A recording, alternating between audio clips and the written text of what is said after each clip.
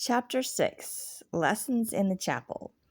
Lanoya's eyes darted open. Her body was tense and immovable, her ears strained for the sound that had wakened her.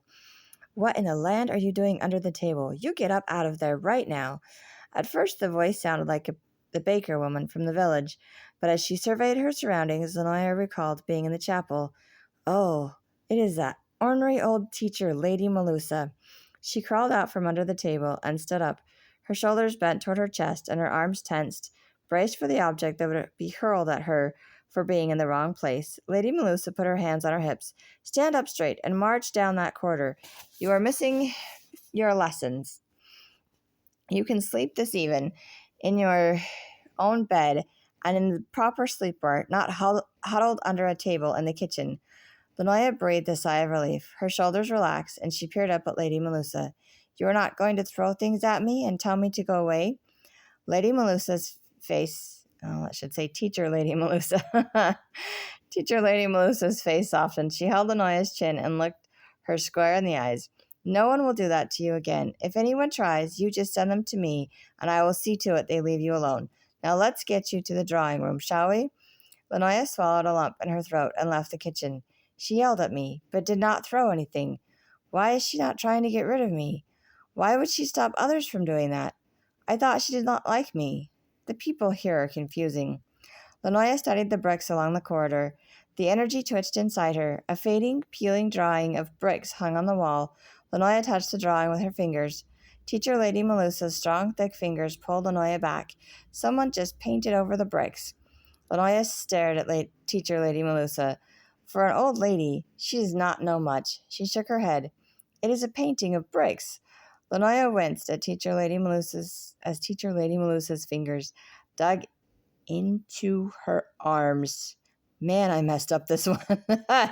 Sorry. Those bricks have been painted over for as long as I have been coming to this chapel. Every 10 or 15 seasons, a teacher of imitators will touch it up and make it look new again. If I catch you near that section of the wall again, I will block you from using your power. Do you understand me? Lanoya gulped and nodded in agreement. Teacher Lady Melusa loosened her grip. Come along. Teacher Lord Humby is waiting. Lanoya sighed and trudged behind her. She may not throw things, but she is definitely mean and demanding. I wish I knew what she wants with me. They entered a room across the hall from the old drawing. Lanoya's eyes opened wide, and she smiled. I would not have stopped at that old brick painting if Teacher Lady Melusa had told me what was in this room. Some children bent over long tables with quills, brushes, flowers, and paints. An old bald man with spectacles and shaky hands strode around the room, observing them.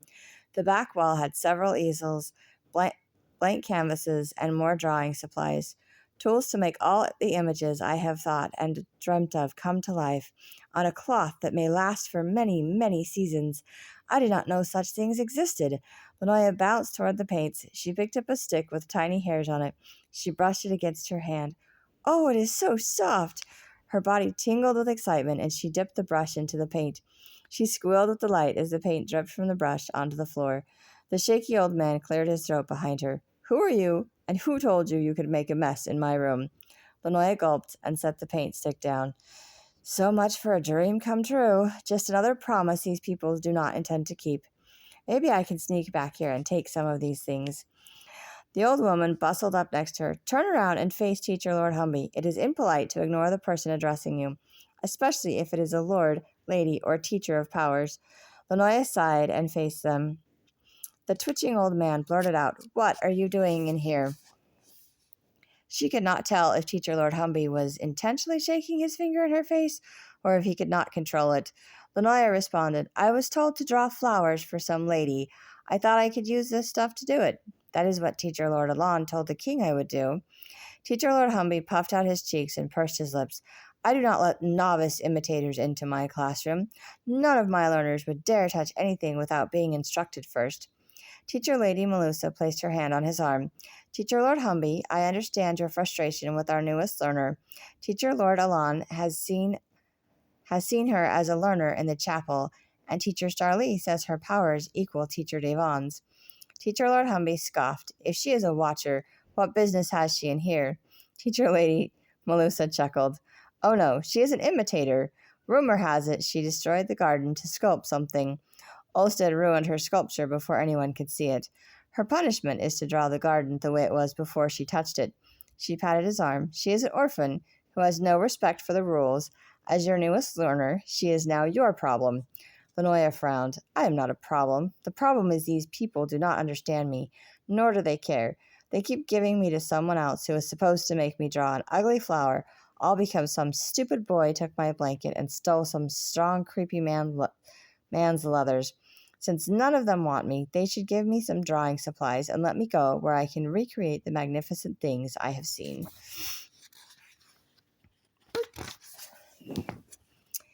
Teacher Lady Melusa left, and Teacher Lord Humby stared down at Lanoya. So you are the newest and most talented imitator Teacher Starlee has seen. I do not care how much talent you have. Talent will not make you the best. Hard work will. These learners have been with me for 2 to 5 seasons. They have learned far more than an orphan from the streets could comprehend. Lanoya pursed her lips and blinked back the tears. This is worse than the village. They show me all these wonderful tools and tell me I cannot use them because I am an orphan. The villagers left things for me to use, although they did not care for my creations. Teacher Lord Humby handed her a large blank paper. The best way to determine a learner's abilities is to have them draw something. You may use the brush and the red paint you were messing with. I will give you 5 moons to impress me with something. Lanoya grabbed the paint, paper, and brush, and then crouched down on the ground to draw. Teacher Lord Humby stepped on the paper, and some dirt from his shoe left a smudge. The floor is not for drawing on. Find a place at the table or use an easel. Tears stung Lanoya's eyes. He is a very cruel teacher. I hate the people in this place, but I love the things they have. If only I can find a way to try all the stuff without the horrible people around. Maybe I can sneak back in the even when they are all gone to sleep. She pursed her lips together, gathered her things, and pushed her way between 2 learners at a table. The smudge got larger when she rubbed it with her hand. The energy warmed her body. It's like the dirt in the alley, but I would need more of it. She tilted her head. Unless the red paint works like that too. She pressed the paint-covered brush onto the paper. Her eyes opened wide as the bright red paint seeped across the paper. Lanoya's hands shook with excitement. She smeared her fingers across the circle, but it did not spread like the dirt. Lanoya dipped the tip of her fingers in the paint. The smooth red paint slipped onto the paper like raindrops. It would be better if it were blue. I wonder what other colors will do. Lanoya spun around and unintentionally wiped the paint from her hands onto Teacher Lord Humby's vest. She stifled a giggle at the dark red lines across the black cloth. She did not look up when he spoke. Paint belongs on the brush, not your fingers. You were ordered to draw, not play. His fingers dug into her head, forcing her back to the table. Lanoya scowled and stared at the paper. The dry glops of the paint stood out like bubbles on the paper. She pressed down on one of the lumps, and the paint oozed out. Lanoya swirled her finger, wet with red paint around the dried drops of paint on the paper. It looks like red wisps of wind around tiny puddles. The color is all wrong, she noticed. Some of it had gotten into the smudge. It gets darker when mixed with the dirt. Maybe I can make it an angry cloud. She plopped another drop of paint and smeared it across the dirt. The lines of her fingers